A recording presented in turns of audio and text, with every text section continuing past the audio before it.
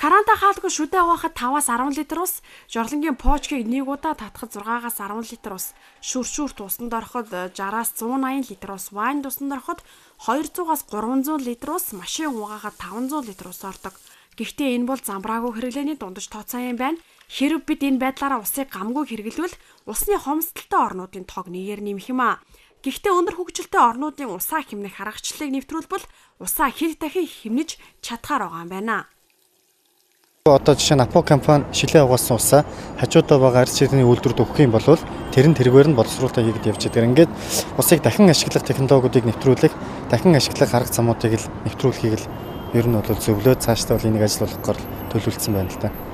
Энэ ойролцоогоор ер нь хизээнээс эхэлж ажил болж биелэлээ олох боломжтой бол. Тийм. Тэгэхээр одоо усны тухай багцуул нэмэлт өөрчлөлт орох хэрэгтэй. Улсын хурлын хаврын чуулганд бараг орох бах. Тэгэхээр энд бол энэ асуудлууд тодорхой тусагч нь 2. За усыг дахин шүүж боловсруулах нэгэн жишээг бас та бүхэнд дуулгая.